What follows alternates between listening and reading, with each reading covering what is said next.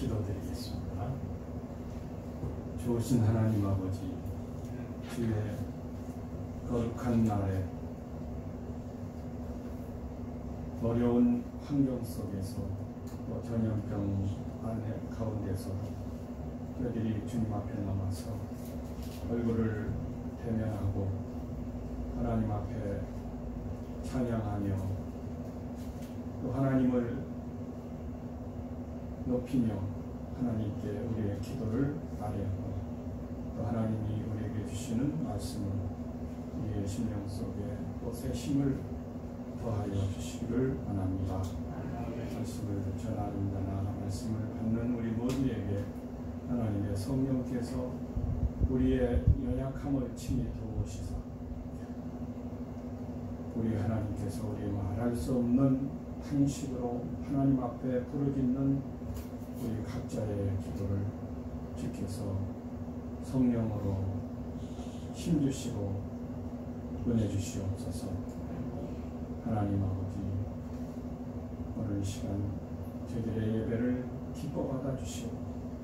하나님께 큰 영광이 되는 시간이요 저희들에게는 귀한 은혜와 축복이 되게 하여 주시옵소서. 예수님의 이름으로 기도드리옵나이다. 아멘. 십자가의 능력이라고 하는 제목으로 여러분과 함께 말씀의 은혜를 받고자 합니다. 십자가는 우리 기독교인의 상징이죠. 성경에 보면은 십자가는 우리 믿는 자에게는 하나님의 능력이라고 그렇게 말하고 있습니다. 고린도전서 1장 23절에 보면은 우리는 십자가에 못 박힌 그리스도를 전하니 유대인에게는 꺼리끼는 것이요 이방인에게는 미련한 것이요. 어느 미국의 신실한 청교도들이 사는 마을에 교회가 있었습니다. 십자가가 높이 마을 한복판에 있고 그리고 간판이 크게 기록되어 있습니다.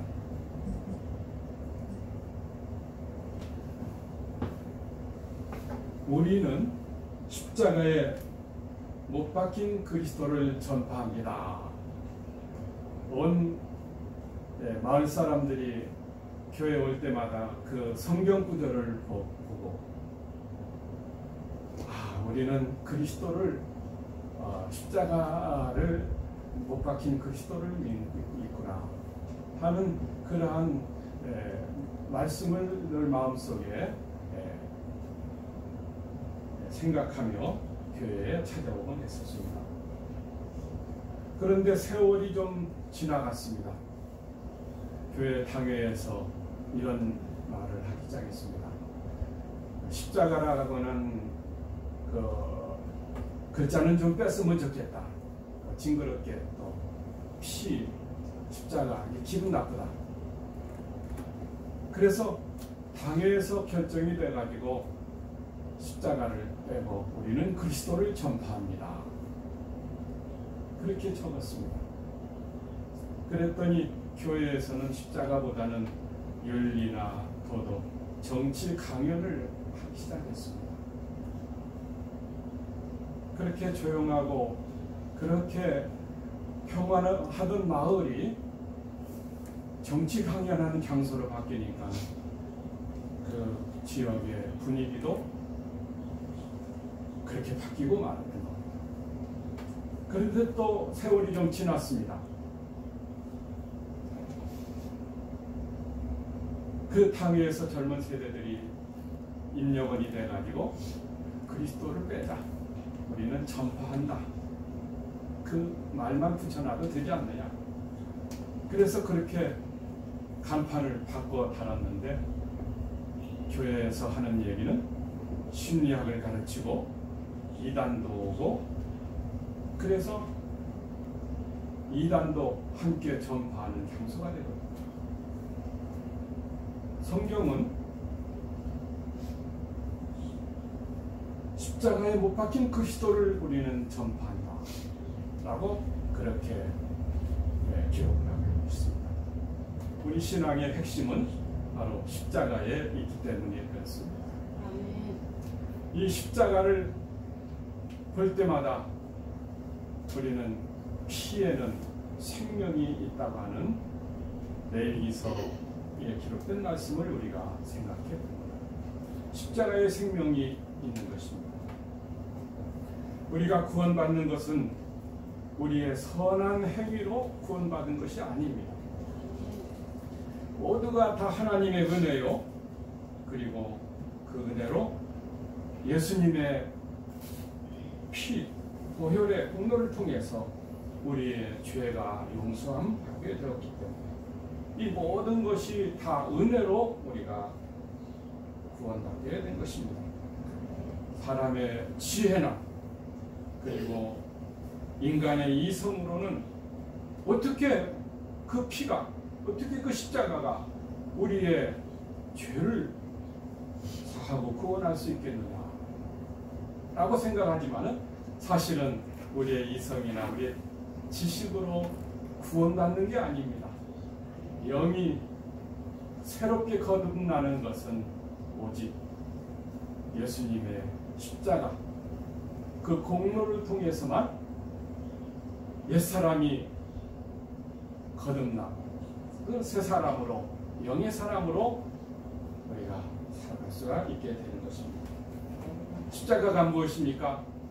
십자가는 하나님의 사랑을 우리에게 보여주는 것입니다. 그래서 하나님의 사랑이 가장 절정으로 나타나는 것이 요한복음 3장 16절에 하나님이 세상을 이처럼 사랑하사 라고 말씀하고 있습니다. 그러므로 우리는 속지 말아야 되겠습니다. 이 세상 속임수 그리고 이 세상의 헛된 것들에 우리는 속아 넘어가면서 우리가 맹신하며 살아가는 것이 이게 하나님 믿는 것이 아닙니다. 철학이 우리를 구원하지 못합니다. 그래서 골로새서 2장 8절에 누가 철학과 속임수로 너희를 영혼을 노략질할까 주의하라.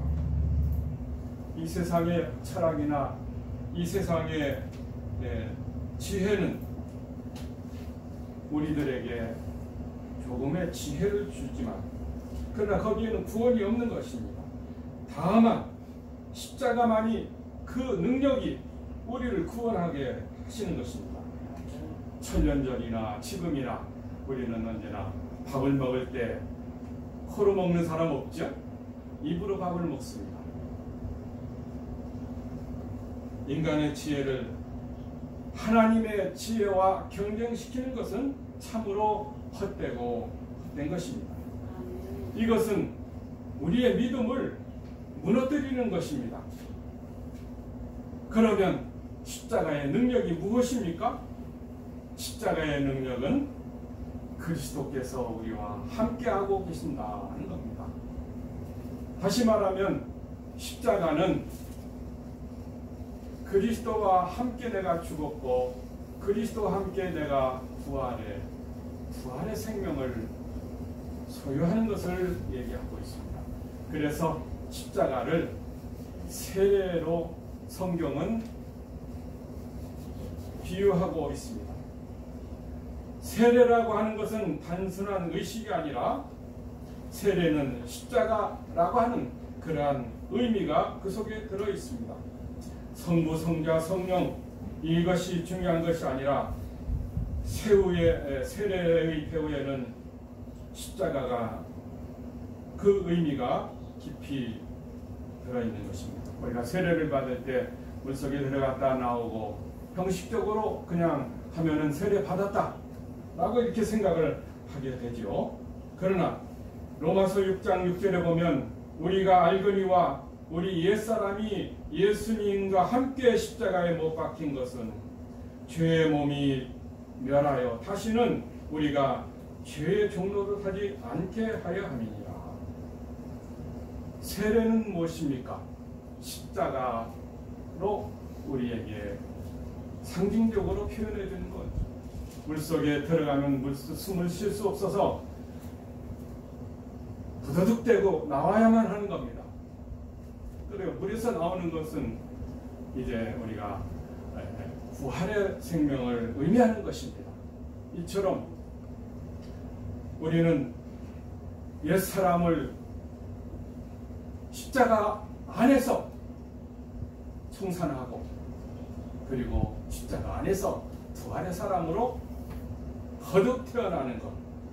그래서 로마서 6장 12절 13절에는 세례는 그리스도와 함께 죽고 그리스도와 함께 부활하는 것을 말씀하고 있는 것입니다. 그러므로 우리는 십자가는 그리스도와 함께 연합하는 삶, 다시 말하면 자기를 부인하고 우리 주님을 따라가는 삶을 사는 것이, 이것이 바로 십자가 신앙인 것입니다. 그때 바로 하나님의 능력이 나타납니다. 하나님을 섬기는 그 자리에 하나님은 언제나 그곳에 계십니다. 오늘 우리가 이곳에 와서 남들은 교회 안 오고 있는데 우리 왜 이렇게 코로나 기간 동안에 교회 나와서 예배를 드립니까? 주님을 섬기는 것입니다. 이곳에 주님이 계십니다. 주님이 만나 주십니다. 사람을 만나도, 반가운 사람 만나도 너무 기쁜데, 좀 높은 사람, 대통령이 나를 불렀다고 할 때 얼마나 영광스럽겠습니까? 오늘 저와 여러분을 주님께서 이 자리에 초청하셔서 주님을 만나는 이 시간이 얼마나 영광스러운 축복이 됩니까? 아멘. 십자가의 큰 능력이 주님을 따라가는 저와 여러분 삶 속에 언제나 큰 편팔로 나타나지게 되기를 주의 이름으로 축복합니다. 아멘. 두 번째 십자가라고 하는 것은 그 의미가 무엇일까요? 십자가는 하나님의 사랑을 보여주는 것이죠. 하나님이 세상을 이처럼 사랑하사 독생자를 주셨으니 누구든지 저를 믿으면 멸망치 않고 영생을 얻게 하라 하십니다. 십자가는 하나님의 사랑을 우리에게 보여줍니다. 그런데 이처럼 어느 날 밤 유대인 니고데모가 예수님을 찾아왔습니다. 그는 마음이 너무 메말라 있어서 영혼의 만족이 없습니다. 부자죠, 배웠죠, 그리고 종교적인 위치, 신앙적인 위치도 있습니다. 그런데 그 영혼 속에는 구원에 대한 마음의 갈급함이 있었습니다. 그래서 밤중에 예수님을 찾아왔어요. 선생님, 내가 볼 때 당신은 하나님의 아들 같아 보입니다. 그런데 내가 어떻게 해야지 구원을 받을 수가 있겠습니까? 그때 예수님께서는 내가 이스라엘의 선생인데, 바리새인인데, 바리새인이라는 말은 아주 철저한 유대인의 종교가잖아요. 그런데 바리새인으로서 그것도 모릅니다. 내가 거듭나지 않으면 결코 하나님 나라에 들어갈 수 없느니라. 어떻게 거듭납니까? 내가 어머니 뱃속에 들어갔다가 나와야 됩니까? 그때 예수님은 물과 성령으로 거듭나야 내가 하늘나라를 볼 수 있다라고 말씀하셨습니다. 그러면서 하시는 말씀이 하나님이 세상을 이처럼 사랑하사. 이처럼이 어떤 이처럼입니까? 민수기 21장에 보니까 이스라엘 백성들이 광야에서 원망불평했습니다. 원망불평을 하는 그 이스라엘 백성들은 그 민수기서를 보면은 민수기 40년 동안 고기 먹고 싶을 때 고기 다 주셨어요. 또 밥이 먹고 싶을 때는 만나를 그들이 농사하지 않아서도 다 주셨습니다. 그런데 불평하는 이유는 마늘이 없다고 불평했고, 그리고 리라 부추가 없다고 불평했고, 왜? 그게 정력제래요. 사사건건이 불평합니다. 그래서 나오는 말이 데살로니가전서 4장 16대 17, 18절에 항상 감사하라. 이게 배경이 되어 있습니다. 그러니까 우리가 불평할 일이 아닌데 불평하는 것은 마귀에게 노출돼서 마귀에게 불변에 물리는 일밖에 없을 겁니다. 그럼 우리 불평은, 저도 가끔 불평을 할 때가 있습니다만 그때는 왠지 모르게 심령이 너무 답답. 회개. 무조건 감사하면 돼. 기도하면 돼요. 그리고 하나님 앞에 찬송 부르면 싹 사라지고.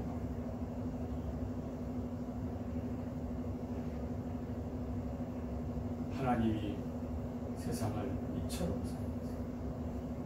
독생자를 주셨어요. 누구든 저를 믿으면 멸망치 않고 영생을 얻게 하라. 주님께서 니고데모가 여기 하신 말씀이 민수기서 4장 21장에 있는 배경을 통해서 모세가 구리뱀을 만들어서 높은 장대에 달아놓은 것처럼, 그 높은 장대가 구리뱀을 만들어서 달아놨어요. 전염병이, 불뱀이, 독이 그들의 몸에 퍼졌습니다. 그것을 바라봐라. 바라보는 사람은 다 살았어요. 안 본 사람들은 모두 다 독이 몸에 퍼져서 다 죽고 말았어요. 그까짓 거 보면 노래. 그런데 이처럼이란 말은 예수님께서 우리를 대신해서 십자가에 달리신 것을 이처럼이라. 그렇게 예수님께서는 설명을 하셨습니다. 고대 중근동에서는 동맹을 맺습니다. 바벨론이라고 하는 나라는 아주 큰 나라, 그리고 작은 나라는 이스라엘 같은 나라는 조그만 나라였어요. 그러니까 동맹을 맺습니다. 그러니까 동맹을 맺으면은 다른 나라가 자기 나라를 침범하면은 동맹국가가 와서 지켜줍니다. 목숨을 걸고 지켜줍니다. 우리 한미동맹이라고 하는 거는 한국에 북한이 와서 공격하면은 미국이 와서 목숨을 걸고 지켜주는, 그게 동맹이에요. 혈맹입니다. 이와 같은 큰 혈맹. 그러니까 싸움은 왕들의 싸움이에요. 왕들의 싸움. 그래서 적군이 쳐들어오면은 이제 왕들의 서로 지략으로 전쟁이 이루어지게 됩니다. 그런데 한 번은 이 그리스라고 하는 나라에 마라톤이라고 하는 그 지역이 있는데, 그 마라톤이라고 하는 지역에 프로시아가 공격을 해왔어요. BC 한 4세기 전. 그래서 전쟁이 일어나거든요. 적군은 10만 명, 그리고 아군은 10,000명밖에 안 돼요. 이거 상대가 안 됩니다. 그런데 지략을 잘 세운 그리스의 왕이 협곡으로 적군들을 몰아서 전쟁을 이기고,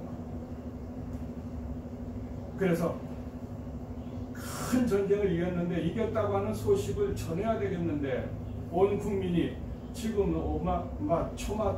마음이 막 초조에 막 흔들려 있는 거예요. 이렇게 나가면 죽겠다 생각하고. 그런데 이 소식을 알리기 위해서 한 청년이 달려가서 아데네에 가서 왕에게 이틀이나 달렸어. 42km나 되는 긴 거리를. 그리고 우리가 이겼다. 다시는 이제 너희는 지지 않았다. 다시는 노예 생활을 하지 않았다. 그래서 전하고 그 자리에 쓰러져. 이게 마라톤 경기의 유래가 됐다고 합니다. 오늘 우리가 생각해야 될 것이 있습니다. 이처럼이란 말은 전쟁에서 왕이 빨간 길을 들으라 그러면 우군이 막 달려와서 전쟁을 하게 됐어요. 왼쪽에서 노란 길을 들어라 그러면은 노란 길을, 그러니까 왕의 지략에 의해서 싸움이 다 끝나버리고 말입니다. 오늘 우리는 우리의 대장 되신 예수님께서 이처럼 십자가 위에서 달리시고 이처럼 구리뱀처럼 달리셨습니다. 그런 걸 그 바라보기만 하면 다 사는 거예요. 모세가 르비딤에서 싸울 때, 무리바에서 싸울 때, 아말렉과 전쟁할 때 모세가 할 수 있었던 일은 뭐겠습니까? 하나님께 기도하는 일이었어요. 그리고 지팡이를 들고 있었습니다. 그 지팡이는 모세의 지팡이, 구리뱀과 똑같은 것. 손을 높이 들을 때는, 그 다음에는 여호사가 달려가서 전쟁을 내릴 때는 우리 대장 모세가 내리고 있는데 그 전쟁을 안 하고 있었어요. 다시 그 사건을 보고 몸이 이제 지쳐서 기도를 못하는 거구나. 그래서 모세 형 아론과 동생 홀이 손을 들고 또 같이 기도했어요. 또 다시 지팡이가 올라갔습니다. 그 지팡이는 하나님의 능력의 지팡이였던 겁니다. 그 능력의 지팡이가 올라갈 때는 전쟁에 이기게 된 겁니다. 왕의 지팡이입니다. 하나님의 능력의 지팡이입니다. 홍해를 가를 때도 역시 모세의 지팡이, 모세가 들었던 그 지팡이가 막대기에 불과할 뿐이겠지만, 그러나 하나님이 들으라고 하니까 그 능력이 그 지팡이를 통해서 나타나는 것입니다. 오늘 주님께서는 이처럼 살아나서 어떻게? 모세의 지팡이처럼 하나님의 우리의 왕이신 전능하신 왕, 마귀와 싸워서 이기는 철저한 전능하신 하나님의 능력. 그래서 우리는 십자가를 통해서 모든 문제가 다 해결된 겁니다. 십자가는 하나님이 우리를 사랑하시는 하나님의 사랑을 의미하고 있습니다. 이처럼 어떻게 전능자의 손길이 여호와 이시, 그래서 그 싸움에서 승리한, 그래서 우리는 십자가를 중심으로 해서 우리 신앙생활을 할 때 하나님이 우리가 우리처럼 연약한 존재들이지만 하나님은 이렇게 연약한 우리들이라도 언제나 우리를 위해서 말할 수 없는 탄식으로 끊임없이 기도해 주시는 성령의 그 탄식으로 우리를 도와주시려고 주님은 십자가를 지시게 된 것입니다. 그리고 그 십자가의 의미는 우리가 율법의 모든 저주에서 해방됐다고 하는 것을 얘기하고 있습니다. 14절 말씀 보니까 우리를 대적하는 의문에 쓴 증서를 그만하시고, 이제 우리 구원받은 저와 여러분에게는 십자가는 구원의 완성이기 때문에 이제 우리가 조금 뭐 잘못했다고 내가 또 이게 잘못했으니 하나님이 나를 문제가 생겨서 또 야단치는 거 아닌가 하고 두려워할 필요 없어요. 왜냐하면 가정교사는 그 가정에 들어갈 때 가르치려고 들어가는 것이지 야단치려고 들어가는 거 아닙니다. 가르치려고 들어가는, 구원받은 거듭난 성도 저와 여러분에게는 모든 율법은 우리를 깨끗하고 우리를 바른 길로 인도하는 가정교사와 같은 그런 역할을 하는 것입니다. 그러므로 십자가는 우리는 다시는 율법의 종이 아닌 율법에서 해방시키는 구원의 은혜를 통해서 날마다 배기만 하면 씻고 물로 씻어 말씀을 깨끗게 하는 놀라운 그러한 은혜를 주님께서 우리에게 베풀어 주신 것이 바로 십자가의 의미인 것입니다. 또 한 가지 마지막으로 십자가는 사탄을 무력화시킵니다. 우리 신앙생활은 경건이 중요합니다. 우리가 경건을 우리의 성실함보다 더 중요하게 생각해야 되는 것입니다. 우리의 영혼을, 우리의 영적인 문제를 우리가 잘, 왜냐하면 우리 목숨과 같은 거 아니겠습니까? 삼손은 들릴라 때문에 자기의 영혼을 바로 세우지 못했습니다. 그러면 우리는 율법이 십자가 안에서 무효가 된 것처럼 사탄 마귀도 예수님 안에서 무효가 되고 마귀는 물리쳐야 됩니다. 너는 나와 상관이 없다. 그리고 예수 이름으로 병도 물리치고 저주도 물리치고 예수 이름으로 우리가 모든 문제를 넉넉하게 대항해서 이기는 저와 여러분이 되시기를 주의 이름으로 축원합니다. 십자가는 무엇입니까? 하나님의 능력입니다. 십자가는 무엇입니까? 십자가는 하나님의 사랑. 이처럼 바라보기만 하면 구원 받습니다. 완성되는 겁니다. 다 이루었다. 십자가에서 마지막 하신 말씀이 다 이루었다. 그럼 우리가 왜 두려워해야 돼요? 먹고 마시는 일 때문에 우리는 종종 굴복할 때가 많습니다.